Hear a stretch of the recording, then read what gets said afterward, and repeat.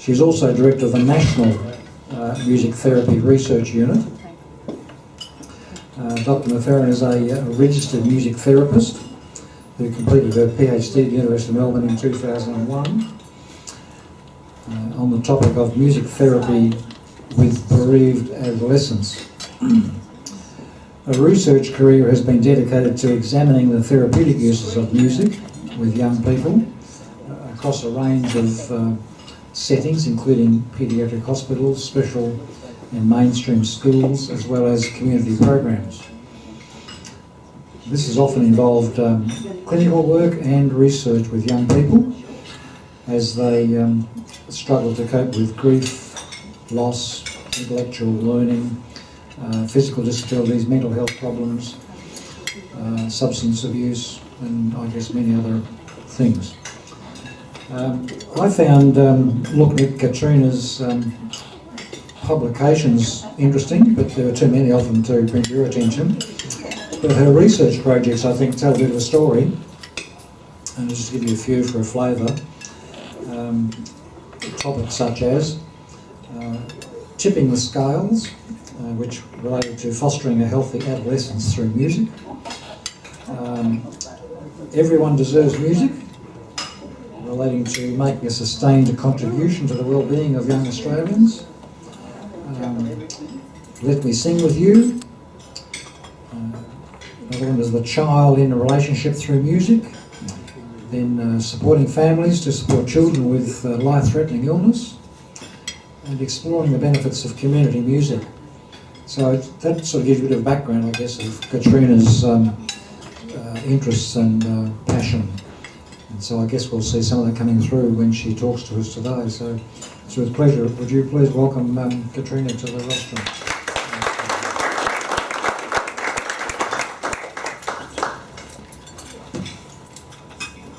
Now we have the moment where we see if the technology works. It's looking good, isn't it? Yeah, it is working. You won't have to look at it too much, I promise. I really was honoured to be invited to speak to you today. Yesterday I was lecturing to 560 18-year-olds who have elected to study music psychology as their breadth subject, so it's a very different audience. And I have to say also that the opportunity to have a discussion with you afterwards is something that I'm very much looking forward to, and hearing your perspectives and your challenges. The research that I'm going to present to you has been challenged along the way, and I've answered those challenges in the form that it has reached now, but no doubt there are more questions to be asked about the conclusions that I've reached today. So I'm not going to give too much rationale because we've got a short time, and I do want to give you some interesting perspectives for your consideration. But just to say that it has been about, I guess, 10 years of research on this particular track, which has led me to feel reasonably confident, always a terrible thing to say, but reasonably confident about what I'm going to share. The ARC I need to credit for the most recent iteration of this research, but it has been piloted in many ways previously. And it was strawberry picking, I think was the word we were using. My career sounded as though I've been jumping around all over the place, writing about this, that and the other, and I am slightly manic, despite sounding calm right now. And I have looked at a lot of different aspects of music therapy, but it's true to say that it has been entirely focused on how effective music therapy as an intervention is with young people, both with disabilities and facing psychosocial challenges. But also exploring more generally how we might understand that to function as a preventative mechanism. My battery's going to be low. As a preventative mechanism so that we can, given the massive influx of technology and the fact that you rarely see a teenager without buds in their ears, and that most of them really do not know how to, it's not plugging up, didn't bring the charger. The majority of them don't know how to travel from one side of town to the other without having at least a few opportunities to interact with their telephone and their music and quite probably with other people. So I think it's a really important time to expand my particular interest into understanding how music works in the lives of those young people and not just the most vulnerable young people who I used to focus my attention on. I was very biased towards people who were really struggling immensely at certain times in their life, and I really had to expand my interest to just your everyday teenager, which took a little while actually to be interested, but I am genuinely interested now in the ways that young people are using music. So I hope that is helpful. So what you might see from my title really is that this issue of dependence, it's a bit subtle in the title, but really what I'm talking about and what I'm going to challenge you to consider is a dependence on music.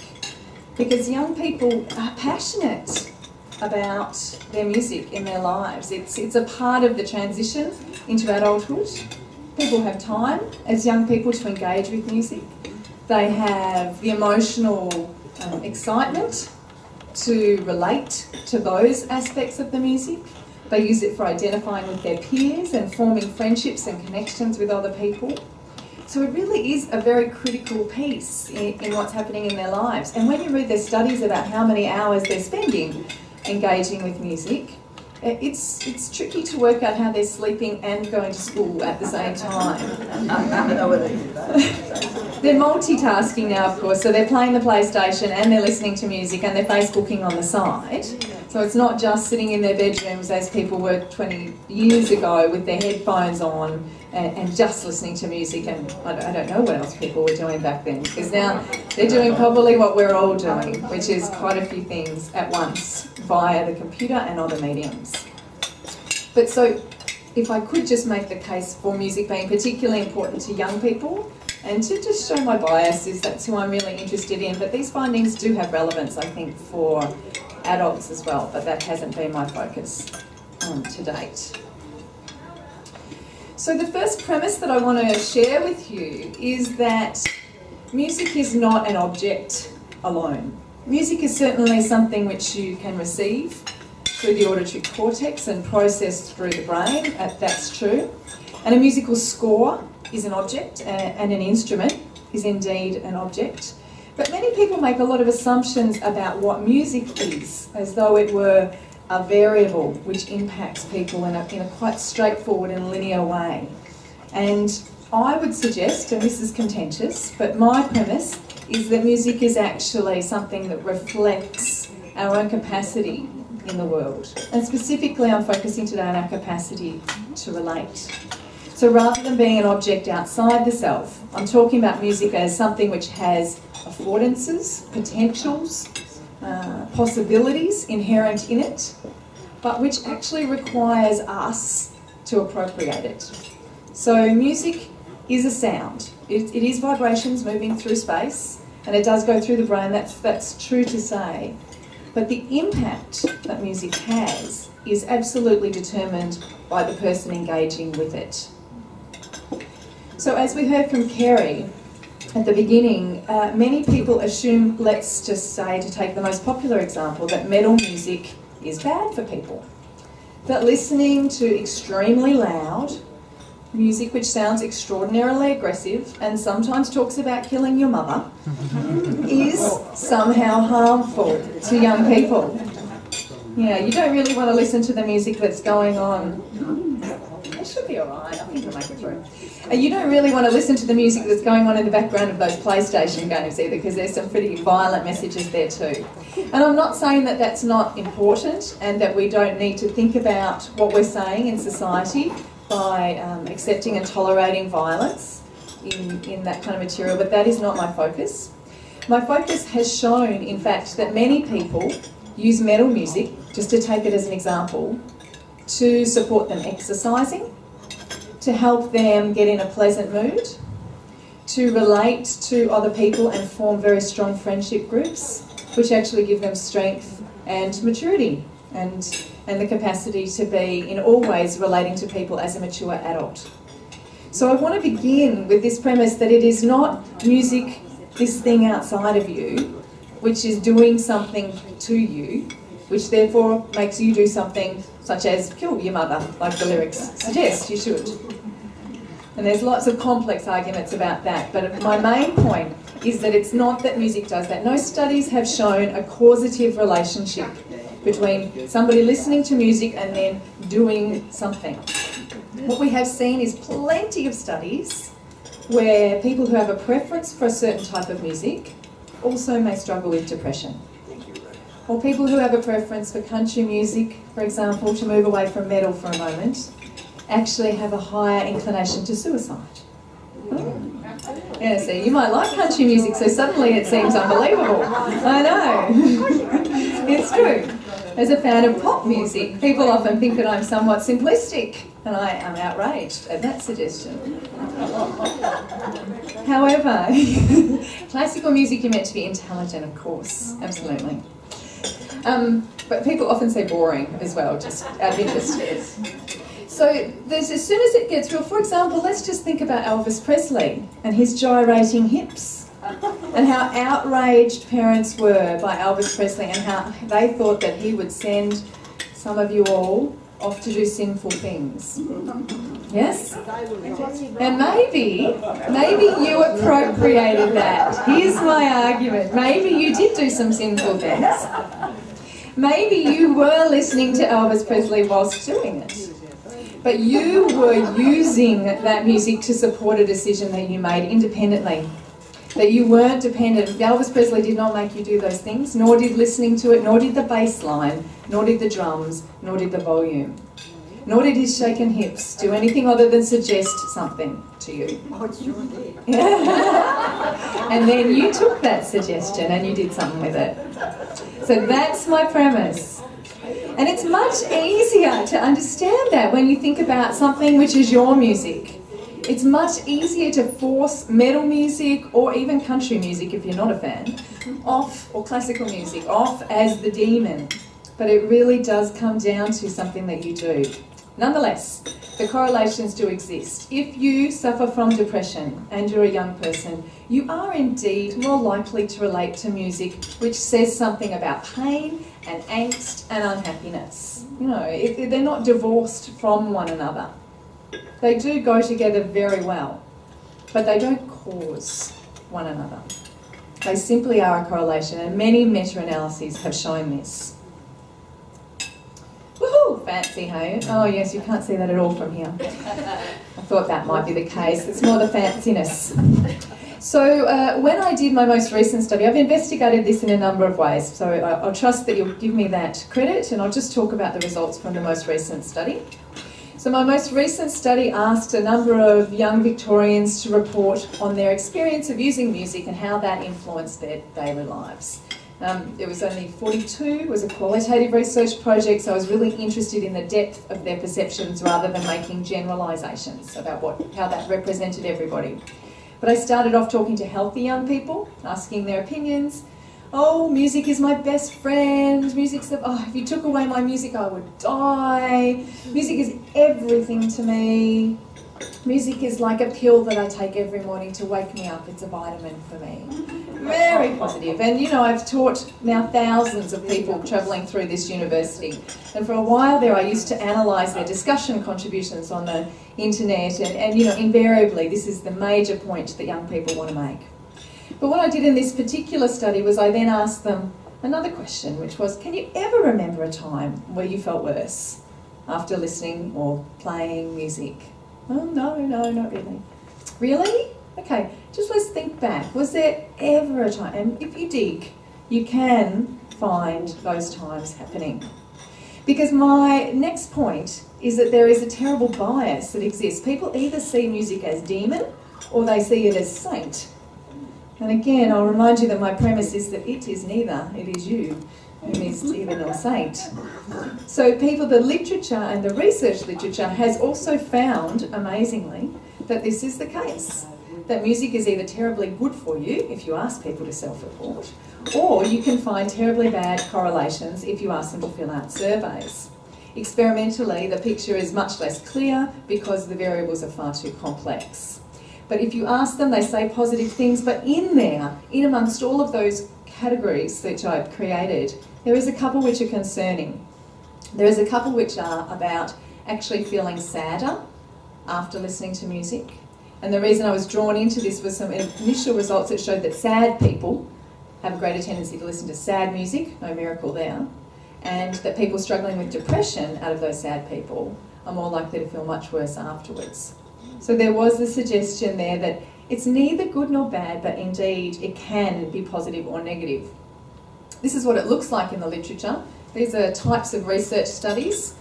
The negative outcomes are the ones in the green. You can see that only quantitative studies have found negative outcomes. No qualitative studies have ever found a negative outcome to go with music, depression and young people. So there's a bias there, clearly. That's just unlikely to be true.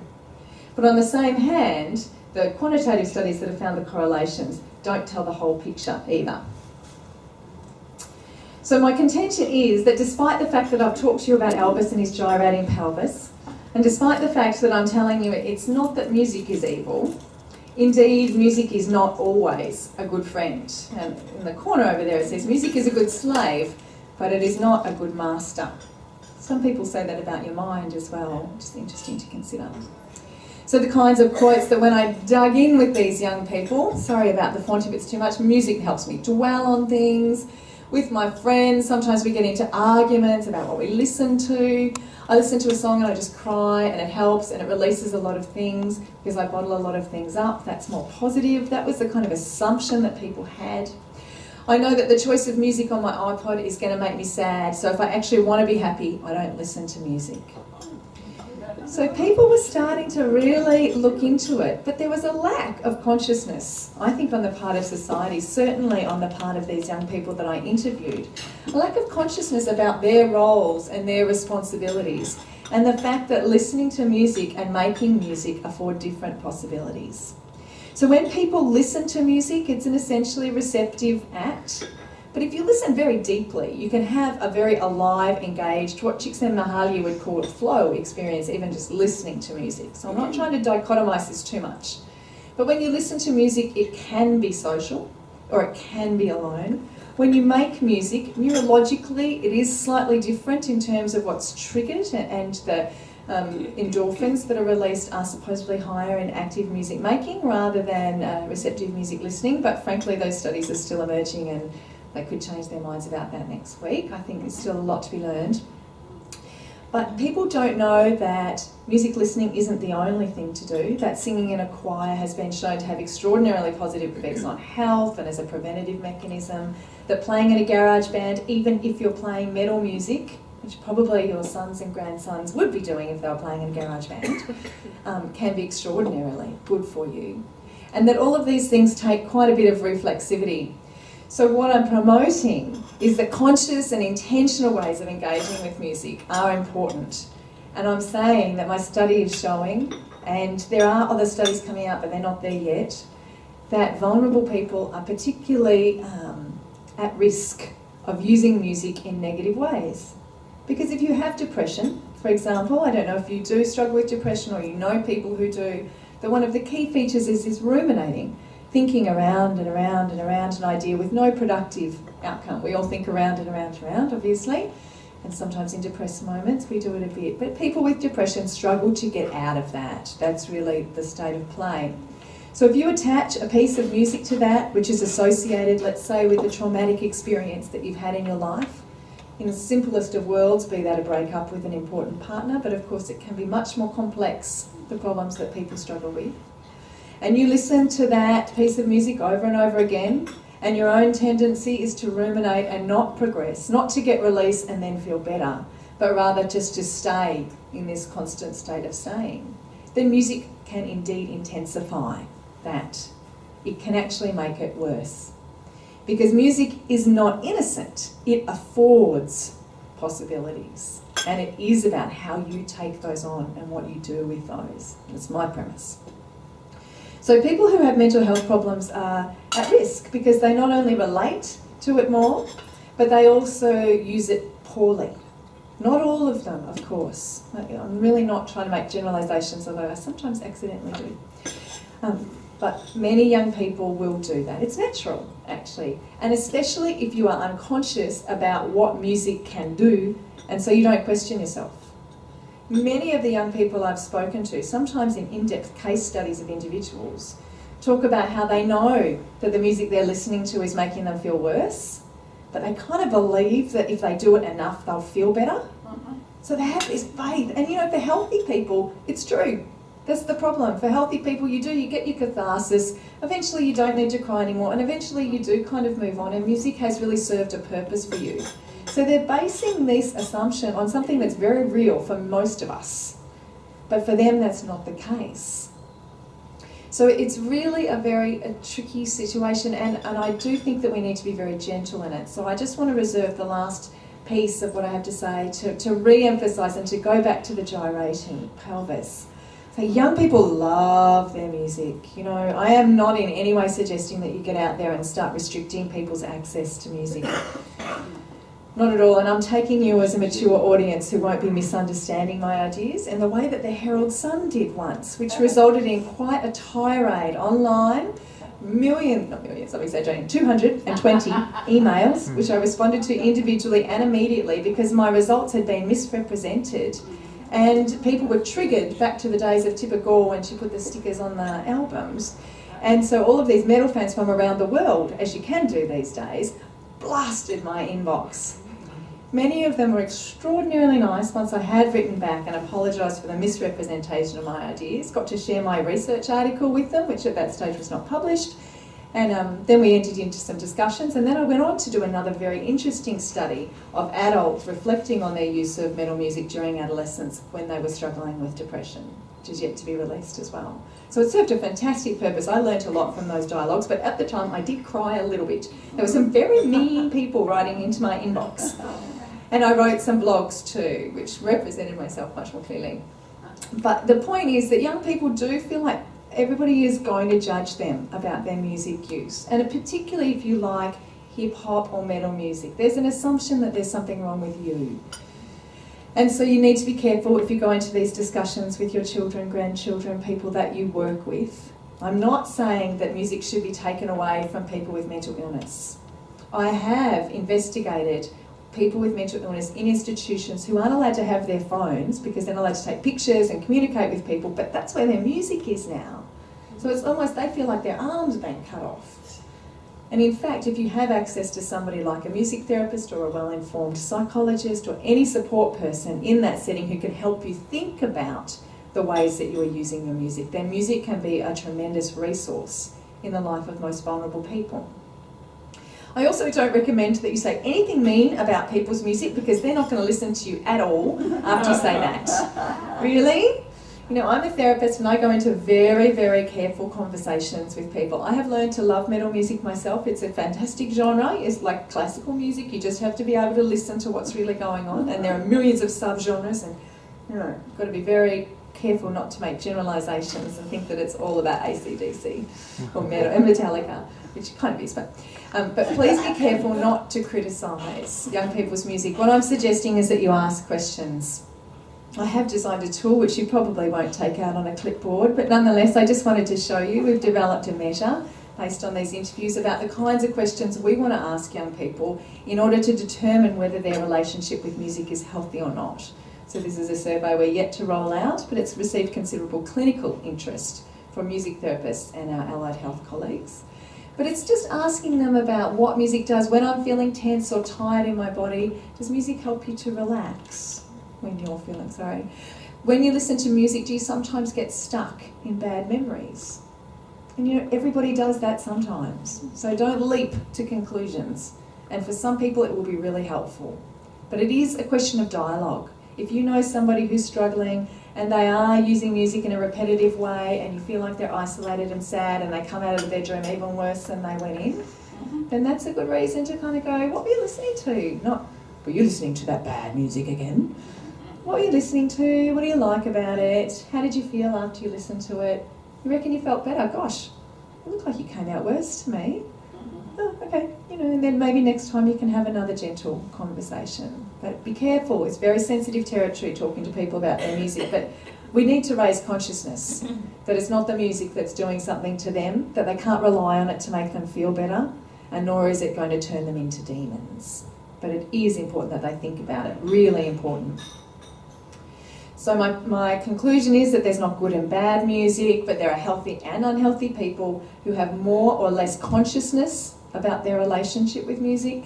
and who could foster a more intentional form of engagement with music. And of course I do advocate for music making as being even better for music listening, which is also contentious. But please help people be more conscious about the ways that they're engaging with music. Thank you.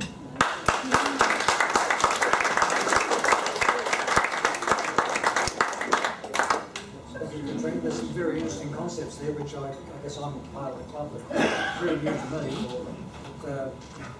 Great insights, so thank you very much, Katrina.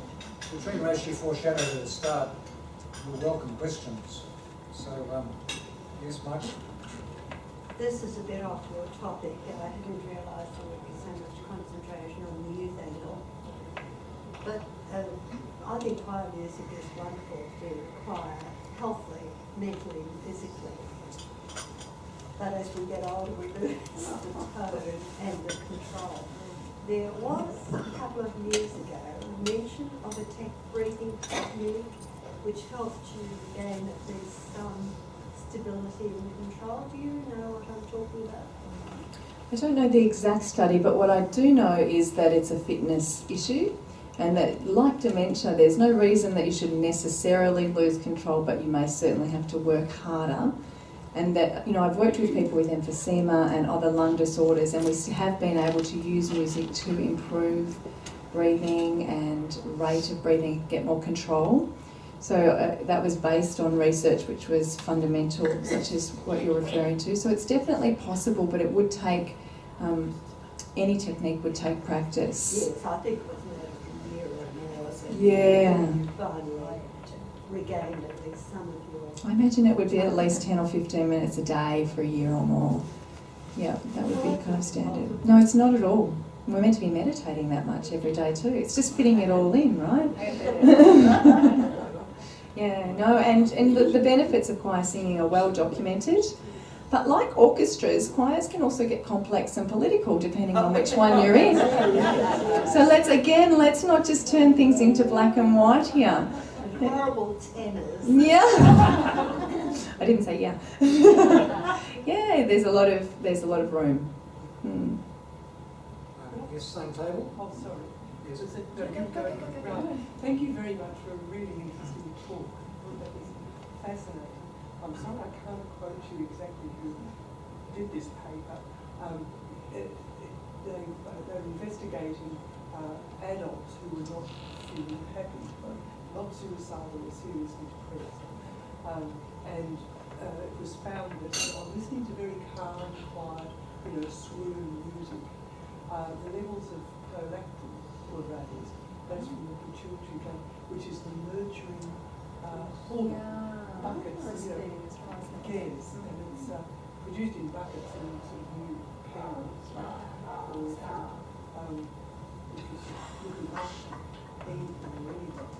But there again, you're not children, you're not adolescents, and you're not clinically ill. So I just wondered if you've done or heard of anything. No, that's not my expertise, but I have a critical perspective. Repeat the question. It's asking about the biological response to certain types of music and the evidence that does exist about positive fundamental biological responses. The vast majority of the research shows that it's a bit more idiosyncratic than that, because if you hate the music that they put on to soothe you, that can have a powerful effect. Yeah, and a lot of people, like, for example, hate Enya, and yet that was the music that was used for relaxation for the whole of the 90s, was it? Or Tony O'Connor with the nature sounds. So you have to take that into account as a fairly significant variable. So it would depend on what did they define as soothing music? Classical music. Classical music also does often elicit very negative reactions from people who haven't studied classical music and just hear mush, like you might hear when you hear metal music. Nonetheless, there are, some biological triggers. My understanding of particularly the galvanised skin response studies and the heart rate studies was that for some people, heart rate is an indicator of rising is an indicator of excitement, and for other people it's coming up from a very low place and it's actually it's distress. So I didn't think it was so easy to interpret those, but I do know those exist, and I actually intuitively believe there's something in that. You know, you do see that regularly enough that when people have engaged in music, their mood appears to increase. But as a therapist, I would say that it's not from the music being done to them, but more about somebody choosing music which is preferred to help them relax, and then they're appropriating, right?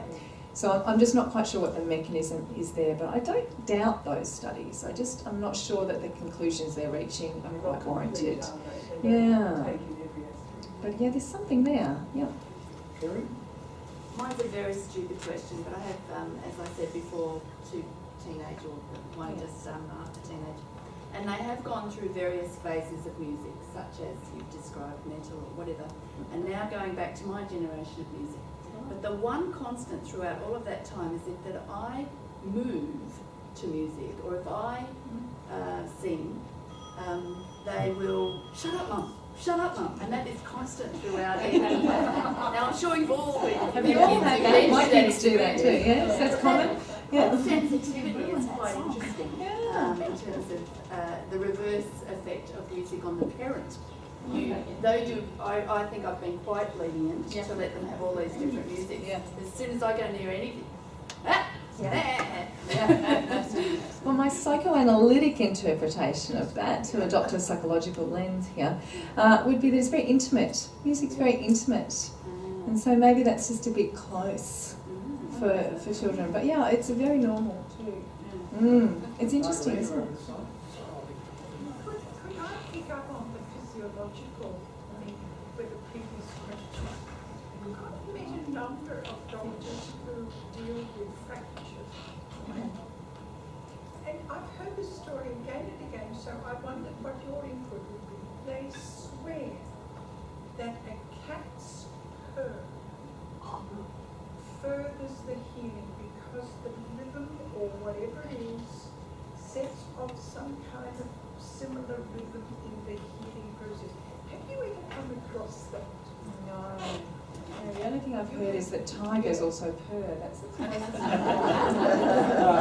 Does anybody else? Somebody else here will be. Here we go.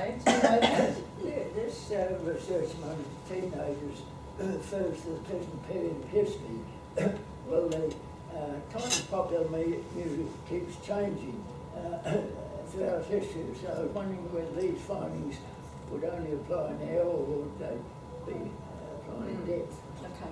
So, no, sorry not to answer that question. Yes, I would advocate not doing research which is genre-based. There's no evidence to show that a particular genre of music, a particular type of music, has a particular effect. It is really about how that type of music is experienced. Yeah, but the basic physiological studies are often a tone research where they play nee, nee. So it's kind of not necessarily about an ecologically valid experiment anyway. So it would be true to say that you couldn't. But one of the most evil researchers, in my opinion, did a correlation between the number of country music, no, it was metal, the number of metal music magazine subscriptions in one state of America and the rate of suicide in that same state, and pointed the finger at metal music as a result of that. So it's genre-based research is dodgy. There you go. I'm wondering, following on what Kerry said, if there's some sort of generational possessiveness of music. oh, interesting. Your thoughts on that? Because I had a situation recently where I was with my daughter and she was coming up to Melbourne from the country to a concert and had one ticket spare. And her comment to me was, oh no, you wouldn't like it, Mum. No, don't invade my territory. Well, there's a strong relationship, a strong documented relationship between the use of music for identity formation. And traditionally people see identity formation as a separation from parents, although, you know, the contemporary move is to stop seeing it that way because it's really a disastrous way of understanding what young people need to do. But we would have to stop being controlling of our teenagers in order to achieve it. So it does make sense that if that is a part of their identity as separate, that I think that's a really good way of understanding the way a healthy teenager is using music. It seemed to me my interest in it was a threat. Yeah, this is about me, not you. Would you care to comment on a phenomenon which I'm noticing as my hearing fades? That particularly on television programs and in movies, I lose the dialogue because of the mood music that someone has seen fit. It seems to be almost constant. And sometimes I've started using subtitles on television because I think, I don't want the music, I want to hear what that person is saying. Is there a particular line of thought that mood music is necessary, or is it because young people have grown up with music plus? There's probably truth in a lot of those things, but I spend a lot of my time in hospitals advocating for nurses to turn the music off. Because it's not only distracting, but it can be liked by some and disliked by others. But certainly if you have a sound space, a sonic space, then you've got a number of competing sounds in that space, then it's obvious to me that that's going to make hearing more challenging. But it's certainly, I don't think that perhaps the advertising and the marketing researchers would agree with me. I'm sure there is good research to show that if it has a particular cadence, that drives the excitement of your experience. And so it's often about there's the different pieces of research that haven't been integrated, which lead to an unsatisfying idea. It's also the fact that in many places there is television going all the time. Now, when I used to go to the blood bank, they would have the television on all the time. Nobody was looking at it. Nobody was watching it. It was just unnecessary sound. And I had to ask them to turn it off. There's so many, when I go to my doctor's surgery, there are 2 televisions going all the time. I don't want either of them. I recently had a root canal job done and took an hour, and the dentist said, look, I'll put on some earphones and we'll play Vivaldi. And I was quite surprised at how it made the whole procedure more endurable. You're quite right. Yeah, the first meta-analysis of the effect of music was indeed on dental surgery because the ethical implications are less serious than other invasive treatments. And yeah, it's convincing, but there was always the question of whether or not it was preferred music, because again, if you don't like Vivaldi, that's going to be a very different experience. If you're familiar with Vivaldi and you can focus on the lines of the music, then clearly you're going to be able to, I haven't worked in hospitals for a long time, and some of you may know better, but most theories of pain show that some percentage of it is from the attention that you give to it, and some percentage of it is a physiological experience. So if you can draw away that attention, then that's clearly going to work. And music's great for that. Again, there's an affordance that you can appropriate very easily and should do for any small procedures that you have. Can I just ask what today's thinking is about the use of Baroque adagios for the aid of study?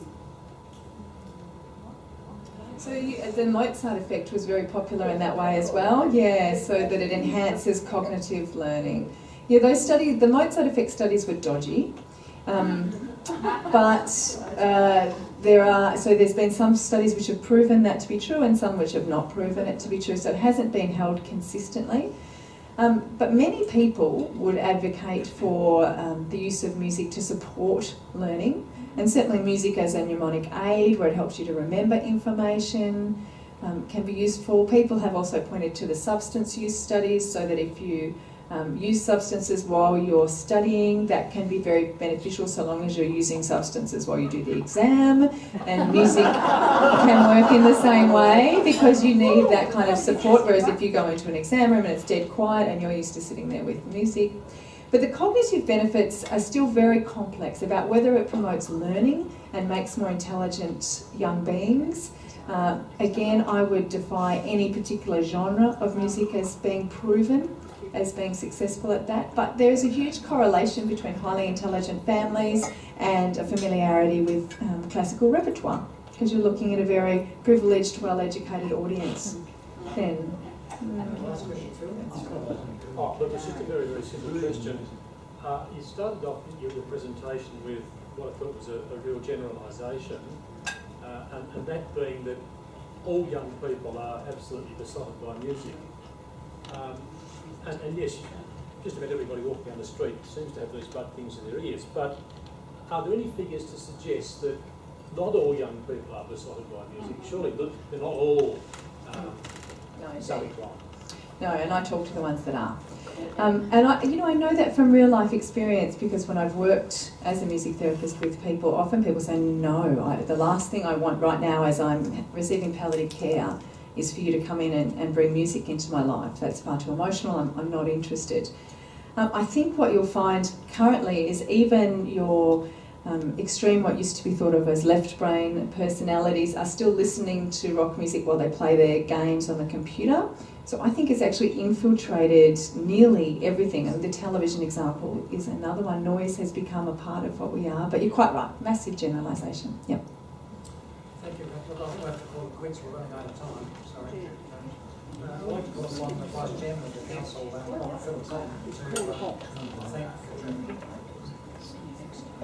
The time is very short, and so I must make this short, but that's very difficult for an academic.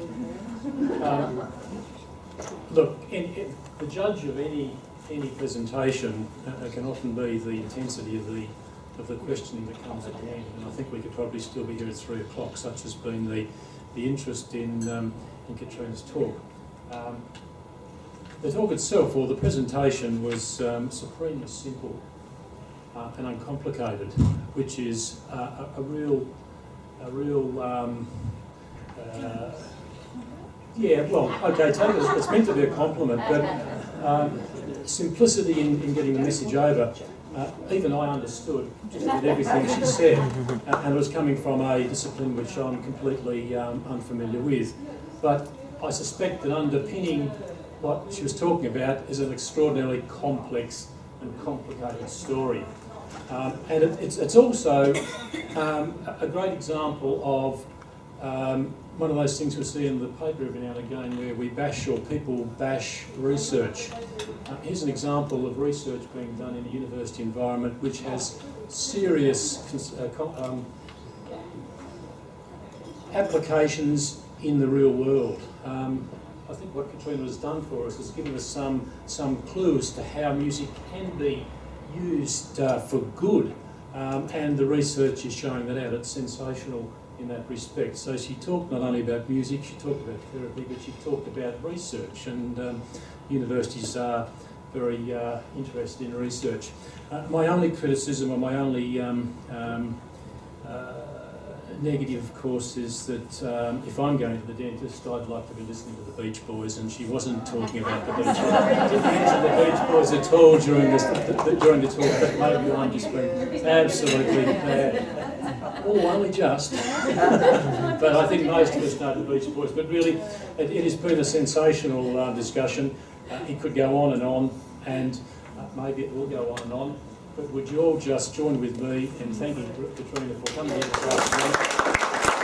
And please accept these flowers as a token of our thanks. Oh, and also a Graduate House pen.